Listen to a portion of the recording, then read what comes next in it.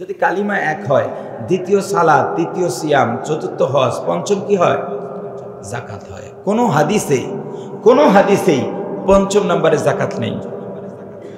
এবং কোনো জায়গায় আমরা নামাজের পর সবাই আমরা সিয়াম বলেছি, নামাজের সাথে সিয়ামের আলোচনা কোরআন হাদিসের কোনো জায়গায় নেই। কেউ দেখাতে পারবেন? আচ্ছা বলেন, নামাজের পরে অবস্থান কার? জাকাত। আমাদেরকে শেখানো হয়েছে 5 নম্বরে, শিখিয়ে জাকাতের গুরুত্ব এবং তাৎপর্য থেকে আমাদেরকে দূরে রাখা হয়েছে। কারণ জাকাতের গুরুত্ব তাৎপর্য এত বেশি যে এই জাকাত ব্যতীত আমার কোনো ইবাদতেই কবুল হবে না। জাকাত হলো নামাজের পরেই, এবং যেখানেই নামাজ সেখানেই, সবাই বলেন, যেখানেই নামাজ সেখানেই জাকাত। এ দুটোকে আলাদা করার কোনো সুযোগ নেই। জাকাতের কত গুরুত্ব, অনেক বক্তব্য। আপনি কিতাবগুলো খুঁজেন, হাদিসের কিতাবগুলো, সিহাসিত্তা খুঁজেন, আপনি দেখবেন নামাজ কিতাবুস সালাত অধ্যায়ে অনেক হাদিস। একইভাবে দেখেন কিতাবুস জাকাত অধ্যায়ে এর ভিতরে কত যে হাদিসের পর হাদিস নিয়ে আসা হয়েছে। সলাতের আলোচনা যেমন হাদিসের কিতাবগুলোতে অনেক বিরাট বিশাল জায়গা জুড়ে আছে, ঠিক জাকাতের আলোচনাগুলো হাদিসের বিশাল জায়গা জুড়ে আছে। এতগুলো হাদিসের মধ্যে আমি একটি হাদিস আপনাদেরকে জানাই, আপনাদের জানা আছে। হযরতে আবু হুরায়রা রাদিয়াল্লাহু তাআলা আনহু থেকে বর্ণিত, তিনি বলেন, লাম্মা তুওফিয়া রাসূলুল্লাহ সাল্লাল্লাহু আলাইহি ওয়াসাল্লাম ওয়া কানা আবু বকরিন, যখন রাসূলুল্লাহ সাল্লাল্লাহু আলাইহি ওয়াসাল্লাম ওফাত গ্রহণ করলেন, তখন হযরতে আবু বকর রাদিয়াল্লাহু তাআলা আনহু তিনি খলিফা নিযুক্ত হলেন। তিনি খেলাফতের দায়িত্বে যখন আসলেন, তখন একটা শ্রেণীর মানুষ কাফের হয়ে গেল, মুরতাদ হয়ে গেল, দিন থেকে বের হয়ে গেল। এবং ওমর রাদিয়াল্লাহু তাআলা আনহুকে বলা হয় ইসলামের ত্রাণকর্তা। কোন সাহাবীকে ইসলামের ত্রাণকর্তা বলা হয়? ওমর রাদিয়াল্লাহু। কেন বলা হয়? যে তিনি এমন একটি কঠিন সময়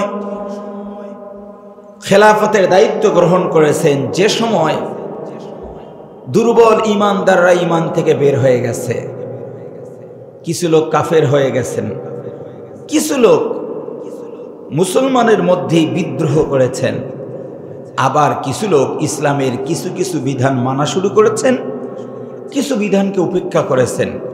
চারদিকেই নানাবিধ সমস্যা।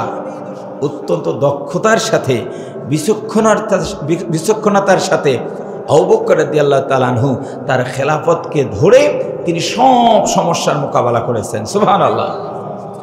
আবু বকর রাদিয়াল্লাহু তাআলা আনহুর যতগুলো সমস্যা হয়েছিল, তার মধ্যে একটি সমস্যা ছিল যে একটা শ্রেণীর মানুষ তারা জাকাত দিতে অস্বীকৃতি জানিয়েছেন।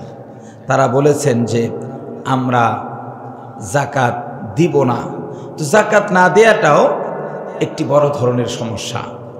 আবু বকর রাদিয়াল্লাহু তাআলা আনহু ওমর রাদিয়াল্লাহু তাআলা আনহুকে ডেকে পরামর্শ নিলেন যে কি করা যায়। ওমর রাদিয়াল্লাহু তাআলা আনহু পরামর্শ দিলেন এবং আবু বকর রাদিয়াল্লাহু তাআলা আনহু পরামর্শ নিলেন। ওমর রাদিয়াল্লাহু তাআলা আনহুকে আবু বকর রাদিয়াল্লাহু তাআলা বললেন, উমর শোনো, আমি যে সমস্ত লোক জাকাত দিবে না, এই কঠিন সিচুয়েশনে যে সমস্ত লোক জাকাত দিবে না, আমি ওই সমস্ত লোকের বিরুদ্ধে যুদ্ধ করব। সুবহানাল্লাহ বলুন। দেখুন, এটি কিন্তু যুদ্ধের সময় না, বুঝতেছেন আপনারা? এমন কঠিন সময়, এখন কিন্তু যেভাবেই হোক মুসলমানদেরকে ঐক্যবদ্ধ করতে হবে। আর জাকাত দিবে না তো তারা যারা মুসলমান ইমানদারের বাহিরে জাকাতের বিধান তো ফরজই নয়। হযরতে ওমর বলেন, ফাকালা ওমরু কাইফা তুকাতিলুন নাস, ওগো আমিরুল মুমিনিন, কিভাবে আপনি যুদ্ধ করবেন তাদের বিরুদ্ধে? অথচ ওয়াকাদ ক্বালা রাসূলুল্লাহ সাল্লাল্লাহু আলাইহি ওয়াসাল্লাম, রাসূল সাল্লাল্লাহু আলাইহি সাল্লাম উমিরতু, আমাদেরকে তিনি নির্দেশনা দিয়েছেন, আমাদেরকে তিনি অর্ডার করেছেন আনো কাতিলান নাস হাত্তা ইয়াকুলু লা ইলাহা ইল্লাল্লাহ, যে লোকগুলো লা ইলাহা ইল্লাল্লাহ বলবে, আল্লাহ নবী বলেছেন তাদের বিরুদ্ধে কোনোদিন যুদ্ধ করা যাবে না। যে লোক লা ইলাহা ইল্লাল্লাহ বলে তার সম্মান, তার সম্ভ্রম, তার জীবনের নিরাপত্তা আর একজন মুমিনের দেওয়া আল্লাহ পাক দায়িত্ব করে দিয়েছে। ওমর রাদিয়াল্লাহু তাআলা বিশ্ব নবীর রেফারেন্স নিয়ে এসেছেন। জানেন যে এখানে আমার ওমরের বক্তব্য আবু বকর রাদিয়াল্লাহু তাআলা অ্যাকসেপ্ট গ্রহণ নাও করতে পারেন, সুতরাং আমাকে বিশ্বনবীর উদ্ধৃতি দিতে হবে। বিশ্বনবীর উদ্ধৃতি দিয়েছেন, নবী বলছেন যারা কালিমা পড়বে তার বিরুদ্ধে যুদ্ধ করা যাবে না, অথচ ওই লোকগুলো কালিমা পড়েছে, সুতরাং ওই লোকগুলোর বিরুদ্ধে যুদ্ধ করা ঠিক হবে না। হযরত আবু বকর রাদিয়াল্লাহু তাআলা বলেন, আল্লাহ সুবহানাহু ওয়া তাআলা যাকাতকে ফরজ করে দিয়েছেন। ওয়াল্লাহি লা উকাতিলান্না মান ফাররাকা বাইনাস সালাতি ওয়াজ যাকাত, যেই লোকগুলো নামাজ আর যাকাতকে আলাদা করে, নামাজ পড়বে কিন্তু যাকাত দিবে না, ওয়াল্লাহি আল্লাহর কসম করে বললাম আমি আবু বকর অবশ্যই তাদের বিরুদ্ধে যুদ্ধ ঘোষণা করব। আমরা নামাজি যারা যাকাতের পক্ষে না, আবু বকর রাদিয়াল্লাহু তাআলা যদি বেঁচে থাকতেন অথবা আবু বকর রাদিয়াল্লাহু তাআলার মতো কোনো খলিফা থাকতেন, তাহলে আমাদের সঙ্গে মুসলমানের যুদ্ধ হতো। আপনি ভাবতে পারেন, মানে নামাজ পড়ছি কিন্তু যুদ্ধ হতো মুসলমানের সাথে। মুসলমানের যুদ্ধ হলে দু দলেই কি মুসলমান? গোটা পৃথিবীতে হচ্ছে তো। রমজান মাসে কোরআন তেলাওয়াত করতে দিবে না, যারা দিবে না তার বাবার নাম আব্দুল্লাহ, ছেলের নাম আব্দুর রহমান, আর যারা কোরআন পড়ে তারও বাবার নাম আব্দুল্লাহ আর আব্দুর রহমান, দু দলেই তো জান্নাতে যাবে। কি মনে হয় আপনাদের কাছে? আক্কেল তো থাকা দরকার। আক্কেল বুঝেন তো? কোরআনে আল্লাহ বলছেন ওহুম লা ইয়াকিলুন, এরা বেআক্কেল। এই আক্কেল কথাটা কোরআনের কথা। একটা আকল থাকা দরকার যে আমি মুসলমান, রমজান মাসে আরেক মুসলমান ইফতার করবে, সেটা বন্ধ করি কেমনে? যারা বন্ধ করে তারা কোশ্চেন কালেও মুসলমান হতে পারে না। আপনি ঠিক বললেও ঠিক, না বললেও ঠিক। দুনিয়াতে হয়তো তাদের নাম যে রিলিজিয়নের জায়গায় ইসলাম থাকবে, তার যখন কেউ ঠিকানা জানতে চাবে তখন লিখবে রিলিজিয়ন, সেখানে লিখবে ইসলাম, এখানে থাকবে, কিন্তু পরকালে থাকবে না। ইফতার মাহফিল বন্ধ করার সাহস কেমনে পায়? অথচ তারা মুসলমান দাবি করে। যারা ইফতার মাহফিল বন্ধ করে দুনিয়ার জমিনে মুসলমান হতে পারে, আখিরাতে তারা ইসলামের কাতারে দাঁড়াতে পারবে না, হতেই পারে না। তোমার শরীরে রক্ত আছে, টকবগে যুবক, তুমি ইফতার বন্ধ করে, বাপরে বাপ, তুমি বন্ধ করার জিনিস পাইলে না, তুমি বন্ধ করার জিনিস পাইলে না। দ্রব্যমূল্যের ঊর্ধ্বগতি, রাস্তাঘাটে মানুষ হাহাকার, একটা দামটা লিমিটেশনে থাকা দরকার। এটা বন্ধ করো না, ইফতার বন্ধ করো। আল্লাহ তাআলা সঠিক সমঝ দান করুন, বলে আমিন। হযরত আবু বকর রাদিয়াল্লাহু বললেন আল্লাহি লা উকাতিলান্না মান ফাররাকা বাইনাস সালাত ওয়াজ যাকাত, অবশ্যই আমি তাদের বিরুদ্ধে যুদ্ধ করব যারা যাকাত আর সালাতকে আলাদা করেন। লম্বা হাদিস। ওমর রাদিয়াল্লাহু তাআলা অবাক হয়েছেন, কারণ আবু বকর রাদিয়াল্লাহু তাআলা ছিলেন নরম, ওমর রাদিয়াল্লাহু তাআলা ছিলেন গরম। ওমর রাদিয়াল্লাহু তাআলা নাঙ্গা তলোয়ার নিয়ে হাঁটতেন, যুদ্ধ মারামারি এগুলোতে অগ্রগামী ছিলেন ওমর, আর সব সময় ঠান্ডা ছিলেন আবু বকর। কিন্তু এই বিধানের ক্ষেত্রে এসে সব থেকে গরম ছিলেন আবু বকর আর নরম ছিলেন ওমর। সুবহানাল্লাহ বলেন। হযরত ওমর রাদিয়াল্লাহু তাআলা বলেন, আমি চলে গেলাম, সিদ্ধান্ত আবু বকর রাদিয়াল্লাহু তাআলা খলিফা নিয়েছেন, তিনি বলেছেন অবশ্যই আমি তাদের বিরুদ্ধে যুদ্ধ করব। যারা নামাজ আর যাকাতকে আলাদা করে দেয়, নামাজ আছে যেখানে যাকাত থাকবে সেখানে, নামাজ থেকে যাকাতকে কোনোভাবে আলাদা করার সুযোগ নাই। ওমর বলেন, আমি বাড়িতে গিয়ে চিন্তা করলাম, যুক্তি দিয়েছিলাম লা ইলাহা ইল্লাল্লাহ যারা পড়বে তাদের বিরুদ্ধে যুদ্ধ করা যাবে না। আবু বকর রাদিয়াল্লাহু তাআলা বলছেন না, তবুও যুদ্ধ করব। বাড়ি থেকে ওমর চিন্তা করে দেখেছেন, যে ব্যক্তি লা ইলাহা ইল্লাল্লাহ পড়ে যাকাতের বিধান মানে না, আসলে ওই লোকটা প্রকৃত প্রস্তাবে লা ইলাহা ইল্লাল্লাহ পড়েনি নাই। লা ইলাহা ইল্লাল্লাহর মধ্যেই বলুন আল্লাহ পাকের সকল বিধান আছে না নাই? তা আল্লাহর বিধান মানে না, আমাল বিল আরকান নাই, কাজে নাই, তো লা ইলাহা ইল্লাল্লাহ অ্যাকসেপ্টেবল না, আল্লাহ গ্রহণ করবেন না। ওমর বলেন, ফাআরাফতু আন্নাহুল হক। বর্ণনা বুখারী এবং মুসলিমে অভিন্ন সনদ, অভিন্ন রাবিতে লম্বা হাদিসটিতে ওমর বলেন, আমি পরবর্তী সময়ে চিন্তা করতে থাকলাম, লোকগুলো কালেমা পড়ে অথচ ওই লোকগুলোর বিরুদ্ধে আবু বকর যুদ্ধ করবে। আমি চিন্তা করে করে বুঝতে পেরেছি, ফাআরাফতু আন্নাহুল হক, আবু বকর রাদিয়াল্লাহু তাআলা যেটা বুঝেছেন 100 ভাগ সত্য বুঝেছেন, আমি ভুল বুঝেছিলাম। বরং বুঝতে পেরেছি নামাজ আর যাকাতকে আলাদা করার সুযোগ ইসলামে নাই।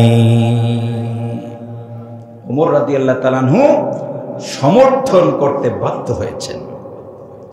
সুবহানাল্লাহ। সুতরাং এই একটি হাদিসেই আমরা বুঝতে পেরেছি ইসলামে যাকাতের অবস্থানটা কোথায়। পৃথিবীর বিভিন্ন দেশে, মুসলমানদের দেশে নামাজ আছে, নামাজ নিয়ে অত মাতামাতি বাড়াবাড়ি নাই, কিন্তু খুবই কৌশল করে যাকাতটা কি সমাজ থেকে, মুসলমানদের থেকে আলাদা করে দেওয়া হয়েছে, অত্যন্ত সুকৌশলে। কারণ ওরা জানে যে মুসলমান যদি হালাল গ্রহণ করে এদের ঈমান মজবুত থাকবে, আর এদের ঈমান যদি মজবুত থাকে এদের থেকে কেউ পারবে না। পশ্চিমারা যতগুলো ষড়যন্ত্র করছে মুসলমানদেরকে দুর্বল করার জন্য, তাদের মুসলমানদেরকে পরাজিত করবার যতগুলো অস্ত্র ব্যবহার হয়েছে, সব থেকে বড় অস্ত্র হলো মুসলমানদের অর্থনীতিকে তারা ধ্বংস করে দিয়েছে। তারা মুসলমানদের অর্থনীতিকে, সম্পদকে ধ্বংস করে দিয়েছে। এটি তারা এমনভাবে করেছে, সুদ দিয়ে মুসলমানরা সুদে সম্পৃক্ত হয়ে আস্তে আস্তে নিঃস্ব হয়ে যাবে। সুদের রেজাল্ট হলো ফকির হয়ে যাওয়া, মিসকিন হয়ে যাওয়া। গোটা পৃথিবীর মুসলিম দেশগুলো তাদের সেই মতাদর্শ, তাদের সেই প্ল্যান এটা অ্যাকসেপ্ট করে ফেলেছে, যার কারণে আমরা সুদ দিতে দিতে আমরা নিঃস্ব। ওরা পুঁজিবাদী সমাজ গঠন করে গোটা পৃথিবীর অর্থকে, সম্পদকে কুষ্টিগত করে পৃথিবীর সব মুসলমানদেরকে ওরা মারছে। আমাদেরকে ধ্বংস করে দিয়েছে সুদ দিয়ে। বলেন কি দিয়ে? এটা আসতে বলবেন, কারণ এটার সাথে তো অনেকেই জড়িত। বলেন কি দিয়ে? সুদ দিয়ে। যাকাত ছিল আমাদের স্বাবলম্বী হবার একটা প্ল্যান। যাকাত মানুষকে স্বাবলম্বী করে, সুদ মানুষকে ধ্বংস করে দেয়। মুসলমানরা সেই সুদ গ্রহণ করে ফেলেছে। আর যে সমাজে যাকাত থাকবে না সেই সমাজে সুদ আসবে, যে সমাজে সুদ আসবে না সেই সমাজে যাকাত থাকবে। একটা না থাকলে আরেকটা থাকবেই। পৃথিবীতে মুসলমানরা কাঁদছে, বাবরি আমাদের নেই, আকসা আমাদের দখলে নেই, আমরাই নির্যাতিত, আমরাই নিপীড়িত, আমরাই কাঁদছি, কিন্তু আমাদের দোয়া আল্লাহ পাক কবুল করছেন না। কি বলেন, ঠিক কিনা? কেন? কোনো না কোনোভাবে আমরা সুদের সাথে জড়িত। মসজিদের ইমাম, মুয়াজ্জিন, খতিব, তাদের তো আর কোনো সমস্যা হয় না নাকি? অসুখ বিসুখ ভালো মন্দ এগুলো হয়। আপনারা তো আমাদেরকে ফেরেশতার কাতারে ভাবেন, হুজুরদের কিচ্ছু লাগবে না, আমরা তো ফেরেশতা, নাকি বলেন? আচ্ছা, তো কোনো একজন খতিব কোনো একটা বিপদে পড়েছে, ধরেন তার স্ত্রীর ক্যান্সার, মসজিদের সেক্রেটারি বা সভাপতিকে গোপনে গিয়ে বলছে যে আমার টাকা লাগবে 2 লাখ। 2 লাখ শুনলে কোনো সভাপতি টাকা দিবে মনে হয়? এক্সেপশনাল হতে পারে, আমার মনে হয় না দিবে। যে আপনার বেতন দেই 7,000, চলতেই পারেন না, 2 লাখ পরিশোধ করবেন কেমনে? ইমাম বা খতিব পড়েছে বিপদে, তার স্ত্রীকে তো বাঁচাতেই হবে, ক্যান্সার, 2 লাখ টাকা লাগে। বাধ্য হয়ে তিনি কি করবেন? ওই গ্রামীণ ব্যাংকের স্যারকে বলবেন যে স্যার, আরডিআরসের স্যারকে বলবেন যে স্যার 2 লাখ টাকা লাগবে, কাউকে বলিয়েন না। বললে তো আবার ইমামতিও থাকবে না। আমি কিন্তু বাস্তবতাটা বলছি আপনাকে, একটু বুঝবেন কত বাস্তবতা। এখন আমি খুব গোপনে 2 লাখ টাকার, ধরুন যে 2 লাখ টাকার আমি সুদের সঙ্গে সম্পৃক্ত হয়েছি। এখন ওই সভাপতি এসে আমাকে দোয়া চাচ্ছে, হুজুর আমার মা অসুস্থ, একটু দোয়া করেন। এত দোয়া করে মা তো আর সুস্থ হয় না, কি দোয়া করেন আপনি? কিন্তু আপনি বুঝলেন না, দোয়া তো ব্লক আপনি দিয়ে রাখছেন। কি বলেন, ঠিক কিনা? কিন্তু সমাজে যদি যাকাত ফান্ড থাকতো, সাধারণ একজন লোক যদি বিপদে পড়ে, শুধু ইমাম মুয়াজ্জিন খতিবের কথা বলছি না, আমাদের সবারই মধ্যে তো ঈমান থাকতে হবে। যাকাত ফান্ড থেকে তিনি টাকা নিয়ে তার সমস্যা সমাধান করতেন, তাহলে ওই লোকটি হালাল উপার্জনের সঙ্গে সম্পৃক্ত থাকার কারণে যা দোয়া করতেন আল্লাহ তাই কবুল করে নিত। এবার যাকাতের গুরুত্বটা বুঝতে পেরেছেন? সুতরাং আপনারা যদি সুদে জড়িত থাকেন, এর প্রতিফলন আপনার আমার উপরেই আসবে। যাকাত কত অপরিহার্য। যাকাত গরিব মানুষকে স্বাবলম্বী করতে চায়। যাকাত ধনী মানুষ যারা, যাদের অধিক সম্পদ আছে, আপনি একটি বিষয় মাথায় রাখবেন, ছেলে মেয়ে যাদের নষ্ট হয় তাদের গুরুত্বপূর্ণ একটি কারণ হলো অতিরিক্ত সম্পদ। আবার বলছি, সন্তানরা যখন দেখে বাবা মার সম্পদের কোনো শেষ নাই, তখন ওই সম্পদ, ওই সন্তানকে মানুষ করা খুবই কষ্টকর হয়। সন্তান জানে আমার আর পড়াশোনার দরকার কি, এত সম্পদ হবে এটা কি? এই জন্য সম্পদটাও নির্ধারিত পরিমাণ থাকা দরকার। অধিক সম্পদ মানুষের অশান্তির গুরুত্বপূর্ণ একটি কারণ। ইসলাম চায় যে সবার মাঝে শান্তি থাক, এজন্য ধনীদেরকে কিছু দিতে বলে আর গরিবদেরকে নিতে বলে, উভয়ের মধ্যে একটা সামঞ্জস্য ব্যালেন্স করতে চায় ইসলাম। সুদ তার উল্টো ঘটায়। পৃথিবীতে কেউ যদি শান্তি আনতে চায় তাহলে অর্থনৈতিক ব্যালেন্স নিয়ে আসতে হবে। আরেকটি ছোট্ট উদাহরণ দিই। আপনার বাড়ির পাশে গরিব অসহায় মানুষ না খেয়ে আছে, তাগরা যুবক, আপনার টাকার অভাব নেই, সে যখন দেখবে যে সে চলতেই পারছে না, সে গভীর রাতে আপনার বাসায় ঢুকে আপনার সিন্দুক ভেঙে আপনার স্বর্ণ চুরি করে নিয়ে যাবে। কি বলেন, যাবে না? আচ্ছা, আপনি কোনো কারণে ধরলেন, ধরে মার দিয়েছেন, পুলিশকে দিয়েছেন। আমাদের দেশে তো চোর যদি জেলে যায় তাহলে প্রমোশন পেয়ে ডাকাত হয়ে ফিরে আসে। সুবহানাল্লাহ বলে। তো ও তো সাহস পায় যে ওখানে আরামে থাকলাম, সে এখন আসার পর অস্ত্র হাতে নিবে, আমাকে জেলে পাঠিয়েছিস, এবার তোকে রাস্তায় শেষ করবো। এটা আমি বাস্তবতা বলছি। ওই ছেলেটি কিন্তু রাস্তায় আপনাকে হঠাৎ করে দেখবেন নাই শেষ করে দিয়েছে। অথচ আপনি যখন যাকাত দিতেন, এই ছেলেটার ওই আক্রমণাত্মক ভাবটা থাকতো না, সে স্বাভাবিক চলতো, সে তখন আপনাকে হামলা করতো না, আপনার কোনো ক্ষতি করতো না।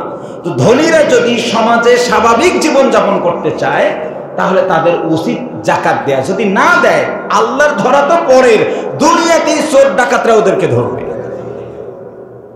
এই জন্য সমাজকে সুন্দর করার জন্য যাকাতের কোনো বিকল্প নাই, কোনো বিকল্প নাই। নিজেরা ভালো থাকার জন্য যাকাতের প্রয়োজন, বলুন এখন আছে না নাই? পরকালে ভালো থাকার জন্য আছে না নাই? আল্লাহ পাক কোরআনে বলছেন আপনাদের জন্য শুভ সংবাদ, যারা যাকাত দেন। আল্লাহ রাব্বুল আলামিন বলেন, ওয়াল মুকিমিনাস সালাতা ওয়াল মুতুনাজ যাকাতা ওয়াল মুমিনুনা বিল্লাহি ওয়াল ইয়াউমিল আখির উলাইকা সানুতিহিম আজরান আযীমা। সূরা নিসা 162 আয়াত। আল্লাহ রাব্বুল আলামিন বলেন, ওই সমস্ত মুমিন যারা আখিরাতে বিশ্বাস করে, তারা যদি নামাজ প্রতিষ্ঠা করে, যাকাত দেয়, এই দুইটা কোয়ালিটি অর্জন করে, উলাইকা সানুতিহিম আজরান আযীমা, পরকালীন জীবনে আল্লাহ রাব্বুল আলামিন তাদের জন্য বিরাট আজর, বিরাট প্রতিদান, আল্লাহ পাক বিরাট উপঢৌকন তাদের জন্য রিজার্ভ করে রেখে দিয়েছে। শুধু দুনিয়ার শান্তি না, আখিরাতে শান্তির জন্য যাকাতের প্রয়োজন।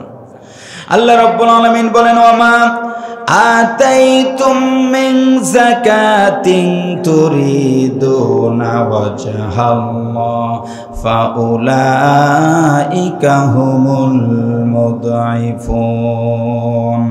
তোমরা যারা যাকাত দাও, সময় মতো যদি তোমরা যাকাতগুলো যথাযথভাবে আদায় করো, আল্লাহ রাব্বুল আলামিন বলেছেন এই যাকাতগুলোর কারণে ফাউলাইকা হুমুল মুদঈফুন, আল্লাহ পাক তাদেরকে সমান সমান দিবেন না। আল্লাহ পাক তাদের প্রতিদান দেওয়ার সময় যারা যাকাত দিবে প্রতিটা ক্ষেত্রেই তাদের যাকাতকে আল্লাহ পাক ডাবল করে দিবেন। আল্লাহ রাব্বুল আলামিন বহুগুণে বৃদ্ধি করে দিবেন।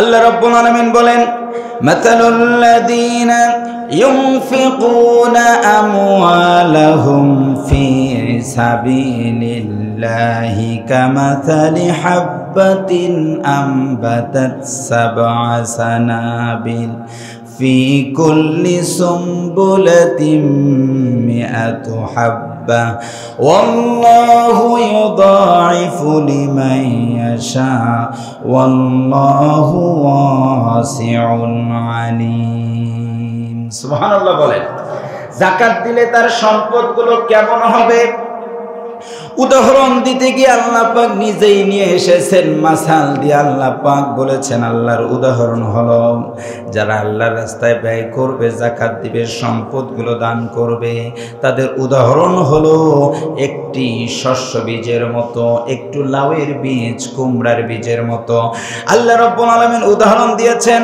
অথবা একটি ধান গাছ তুমি রোপণ করেছো, গম গাছ, একটি মাত্র গম তুমি লাগিয়েছো, আল্লাহর উদাহরণ হলো এই গম থেকে একটা সুন্দর গাছ হয়ে যাবে, ডানে বামে সবুজ শ্যামল সুন্দর পাতা হবে। আল্লাহ সুবহানাহু ওয়া তাআলা ওই গাছের মধ্যে একটা শীষ দিয়ে দিবেন। ওই শীষের মধ্যে আল্লাহর বক্তব্য হলো 7টি শীষ হয়ে যাবে গাছের মধ্যে। আবার প্রতিটি শীষের মধ্যে আল্লাহ রাব্বুল আলামিন 100টা করে ধান অথবা 100টা করে গম দিয়ে দিবেন। আল্লাহ উদাহরণ দিয়েছেন, তুমি দান করেছো একটা, আমি আল্লাহ পাক এটাকে বড় করব, বড় করার পর এর মধ্যে 7টা শীষ দিব, প্রতিটা শীষের মধ্যে 100টা করে আবার তোমার ধানের মতো ধান, গমের মতো গম দিয়ে আমি আল্লাহ তাআলা 1টা টাকা যাকাত বা সাদাকা হিসাবে দান করলে তোমার ওই দানকে আমি আল্লাহ গাছের মতো 700টা দান বানিয়ে দিব। অনেক জায়গায় তো আল্লাহ পাক দ্বিগুণের কথা বলছেন। আবার আল্লাহ সুবহানাহু ওয়া তাআলা সূরাতুল বাকারা 161 নং আয়াতে কারিমায় উদাহরণ নিয়ে আসছেন, তুমি দান করো, আমি রব্বুল আলামিন তোমার এই দানকে বৃদ্ধি করে করে একটা দান করলে 700 গুণ করে দিব। এখন বুঝবো না, আমরা পরে বুঝবো, পরকালে বুঝবো। একটি খেজুর দান করলে নবী করিম সাল্লাল্লাহু আলাইহি ওয়াসাল্লাম বলছেন, ইখলাসের সাথে একটি খেজুর, এটাকে কিয়ামতের ময়দানে ওই লোকটি দেখবে আল্লাহ পাক একটি পাহাড় করে তার সামনে উপস্থাপন করেছে। এই লাভগুলো আমাদের অর্জন করতে হবে। আপনারা বলুন, এই কথাগুলোর উপর বিশ্বাস আছে না নাই? যদি থাকে তাহলে আমল শুরু করতে হবে। আল্লাহ নবী বলেছেন হাদিসে কুদসির অংশ, قال الله تعالى انفق يا ابن آدم انفق عليك। সুবহানাল্লাহ, চমৎকার একটা কথা লম্বা হাদিসের মাঝে আল্লাহর নবী বলেছেন, আল্লাহ পাক আদম সন্তানকে বলেছেন, আনফিকু ইয়া ইবনা আদম, দান করো, যাকাত দাও, আমার রাস্তায় ব্যয় করো। আমার রাস্তায় যদি ব্যয় করো, উনফিকু আলাইকা, আমি আল্লাহ তাআলা তোমাকে দিব, তুমি যা দিবা আমিও তাই দিব, তুমি দিলে আমি আল্লাহ তাআলাও তা তোমাকে দিয়ে দিব। এই জন্য আমাদেরকে যাকাত আদায় করতে হবে। আমরা যদি বহুগুণ বৃদ্ধি পাই আল্লাহ পাকের কাছে, তাহলে অবশ্যই আমাদেরকে আমাদের সম্পদ থেকে একটা অংশ দান করা দরকার। অনেক লোক আছেন, আপনাদের মধ্যেই আছেন, এগুলো ভাবেন। গতকাল একজন অফিসারের সঙ্গে আমার সাক্ষাৎ হয়েছিল। তিনি বললেন যে হুজুর, আমি মাসে ৮০-৯০ হাজার টাকা বেতন পাই। আমার ফ্রেন্ডদের মধ্যে এমন আছে রিক্সা চালায়, ভ্যান চালায়। আমি ওদেরকে দেখে ভাবি আল্লাহ পাক ইচ্ছা করলে আমাকেও রিক্সা চালক বানাতে পারতেন। কি বলেন, পারতেন না? আপনাদেরকে মনে হয় পারতেন না, যে এত পড়াশোনার পরেও রিক্সাওয়ালা হব আমি। আপনি খুঁজে দেখেন, আপনি যাদের সঙ্গে পড়েছেন, উঠেছেন, বসেছেন, খেলেছেন, তাদের অনেকেই অন্যের বাসায় কাজ করে। কি বলেন, আছে না নাই? ওই আল্লাহ তাআলা আমাকেও ওই রকম দিন মজুর কুলি বানাতে পারতেন কিনা? উনি বলছেন হুজুর, আমি ভাবলাম ৮০,০০০ টাকা মাস পাই, তার মানে এত আল্লাহ পাক ভালো রেখেছেন, সুতরাং এর একটি অর্থ ওই সমস্ত আমার বন্ধু বান্ধব যারা গরিব তাদের জন্য ব্যয় করা উচিত, যেহেতু আল্লাহ পাক আমাকে এত দিয়েছেন। এই বুঝটা আমাদের সবার মাঝে থাকা দরকার। আরেকটি বিষয়, আপনি যত দিবেন তত পাবেন, যত দিবেন তত পাবেন, যত দিবেন তত পাবেন। আনলিমিটেড দান করবেন, আল্লাহ পাক আপনাকে আনলিমিটেড সম্পদের মালিক বানিয়ে দিবেন। আবার যদি কেউ যাকাত না দেয়, তার কি কঠিন পরিণতি হবে। একদিকে তো যাকাতের জন্য আল্লাহ রাব্বুল আলামিন পুরস্কার দিবেন, আজরুন আজিম দিবেন, উলাইকা হুমুল মুদাফুন দিবেন, দ্বিগুণ করবেন। আবার আল্লাহ পাক মিয়াতা সাবাইন, আল্লাহ রাব্বুল আলামিন মিয়াতা সাবা ৭০০ গুণ পর্যন্ত বাড়িয়ে দিবেন, জান্নাত দিবেন, পরকালে মুক্তি দিবেন। কিন্তু কোন মানুষ যদি যাকাত না দেয়, তাহলে তার কি কঠিন পরিস্থিতি হবে। আল্লাহ তাআলা কোরআনে বলেছেন, ওয়াল্লাযীনা يكنزون الذهب والفضة ولا ينفقونها في سبيل الله فبشرهم بعذاب أليم। আল্লাহ পাক ইনসাল্ট করেছেন এখানে, ওয়াল্লাযীনা ইয়াকনিজুনা আয-যাহাবা ওয়াল ফিদ্দা, যেই লোকগুলো স্বর্ণ এবং রৌপ্য সঞ্চিত করে রাখেন, সঞ্চয় করে রাখে, গচ্ছিত করে রাখে, কিন্তু সেখান থেকে আল্লাহর রাস্তায় দান করে না, যাকাত দেয় না। আল্লাহ রাব্বুল আলামিন বলেন, ফাবাশশিরহুম, তাদেরকে আপনি শুভ সংবাদ দেন, আযাবিন আলিম। এখানে ভীতি প্রদর্শন করবার কথা, আসার কথা ছিল। আল্লাহ পাক তাদেরকে বলেন, তাদেরকে শুভ সংবাদ দেন, কারণ এই লোকগুলো ভেবেছিল সম্পদ দিয়ে শুভ সংবাদ পাবে, কিন্তু যাকাত না দেবার কারণে আল্লাহ পাক বলেন তাদের জন্য আযাবিন আলিম, যন্ত্রণাদায়ক শাস্তির ব্যবস্থা আল্লাহ পাক করে দিয়েছেন। নাউজুবিল্লাহ। সম্পদ শুধু কল্যাণের কারণ না, দুনিয়াতেও সম্পদ যন্ত্রণা হয়, আখিরাতেও যন্ত্রণা হবে। আনলিমিটেড সম্পদ থাকলে অনেক ক্ষেত্রে আমরা দেখি বাবা মার জানাজা পড়ার সন্তান পাওয়া যায় না, ওরা ওগুলো নিয়ে কাটাকাটি মারামারি নিয়ে ব্যস্ত, আছে না নাই? আবার এই সম্পদ পরকালেও যন্ত্রণার কারণ হবে।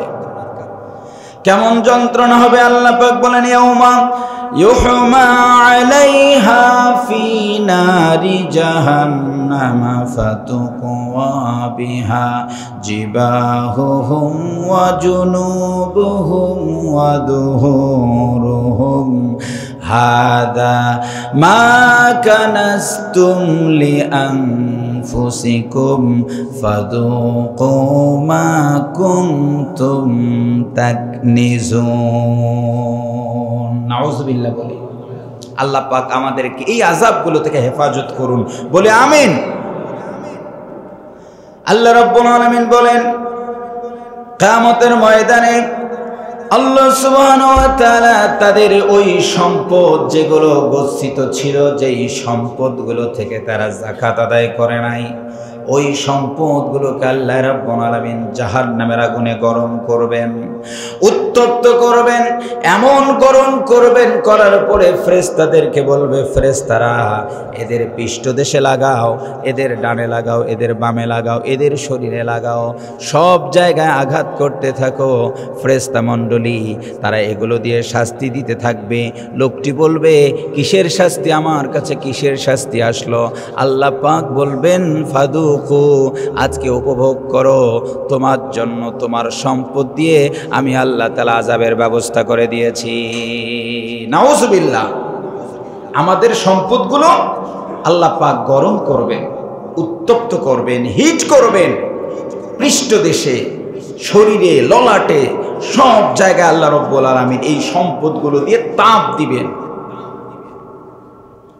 একটি লম্বা হাদিস আসছে বুখারীতে, অনেক লম্বা হাদিস। ওই হাদিসের সামারাইজ করছি। এই শাস্তির বিবরণগুলো বিশ্বনবী দিয়েছেন। পশুর জাকাত না দিলে কি শাস্তি হবে, সম্পদের জাকাত না দিলে কি শাস্তি হবে, স্বর্ণ রৌপ্যের জাকাত না দিলে কি শাস্তি হবে, এগুলো বলতে বলতে বিশ্বনবী এসে বলেছেন এই শাস্তির পরিমাণ কমপক্ষে 50,000 বছর চলবে। যে সম্পদ দুনিয়াতে রাখলাম, জাকাত দিলাম না, দুনিয়াতেও যন্ত্রণার কারণ হতে পারে, আখিরাতেও যন্ত্রণার কারণ হতে পারে। একটি হাদিস বলছি, হযরতে আবু যার গফারি রাদিয়াল্লাহু তাআলা আনহু থেকে বর্ণিত, আল্লাহ নবী বলেছেন, যে লোকগুলোর পৃথিবীতে উট, গরু, ছাগল এগুলোর জাকাত যারা আদায় করল না, আল্লাহ নবী বলে দিয়েছেন কিয়ামতের ময়দানে আল্লাহ সুবহানাহু ওয়া তাআলা সব প্রাণীগুলোকে একত্রিত করবে, হৃষ্টপুষ্ট করবে, শরীরের মধ্যে শক্তি দিবে, আর বলবে তোর মালিককে শিং দিয়ে আঘাত কর। এরা পা দিয়ে পদদলিত করবে আর আঘাত করবে, আর বলবে, শোন শোন, আমাদেরকে গচ্ছিত করে রেখেছিলি, আমরা আজ তোমার আযাবের কারণ হয়ে গেছি। অর্থাৎ আমাদের সম্পদগুলো আমাদের আযাবের কারণ হবে। আরেকটি হাদিস আবু হুরায়রা রাদিয়াল্লাহু তাআলা থেকে বর্ণিত, মান আতাহুল্লাহু মালান ফালাম ইউদ্দি যাকাতান মুতিলা লাহু মালাহু ইয়াউমাল কিয়ামাতি শুজাআন। আল্লাহ নবী বলেছেন, আর অন্যান্য সম্পদগুলো, এগুলো দিয়ে আবার শাস্তি কেমনে দিবে? সব সম্পদগুলোকে আল্লাহ রাব্বুল আলামিন একটা বিষধর সাপ বানাবেন, লোকটার গলার মধ্যে পেঁচিয়ে দিবেন, এই সাপের ললাটের মধ্যে থাকবে তিলক। এমন বিষধর সাপ পৃথিবীর জমিন আর একটাও নাই। এই সাপটি লোকটির গলায় পেঁচিয়ে দেওয়া হবে, লোকটির ললাটে কামড় দিয়ে ধরবে, লোকটিকে আঘাত দিতে থাকবে। লোকটি বলবে, মানান্তা, কে তুমি, কে তুমি, তোমার পরিচয় দাও। সঙ্গে সঙ্গে সাপ বলবে, আমি কোনো সাপ না, আনা মালুকা ওয়া আনা কানজুক, আমি তোমার সেই সম্পদ, সেই গচ্ছিত ব্যাংক ব্যালেন্স, আমাকে বারবার হিসেব করেছো, যাকাত দাও নাই, আমি সেই সম্পদ, আমাকে আল্লাহ পাক সাপ বানিয়ে তোমাকে শাস্তি দেবার ব্যবস্থা করে দিয়েছেন। নাউজুবিল্লাহ। এজন্য আমরা যাকাত নানান কারণে আদায় করব, প্রধানত আমরা ভাববো এটি ফরজ। বলুন, কার বিধান? আল্লাহর বিধান। নামাজ যেমন ফরজ, যাকাত তেমন ফরজ। এই যাকাতকে ফরজ ভাববো, আবার এই যাকাত যদি আমরা আদায় করি, দুনিয়াতে আল্লাহ পাক আমাদেরকে ভালো রাখবেন। দেখবেন যে লোক জীবনে যাকাত দেয় না, সম্পদ অনেক, হঠাৎ করে দেখবেন যে মেয়ের ক্যান্সার, ছেলের ক্যান্সার, এ হয়েছে, সে হয়েছে। আমি বলছি না সব সময় অসুস্থতা খারাপ না, অনেক সময় ভালো মানুষকেও আল্লাহ তাআলা পরীক্ষার জন্য দিতে পারেন, কিন্তু এরকম লোকগুলোকে দেখবেন আল্লাহ এমন একটা বিপদে ফেলান যে একই সাথে এত বেশি সম্পদ গেছে যে ওই লোকটির অনেক ব্যালেন্স থেকে নাই, শূন্য হয়ে যাচ্ছে।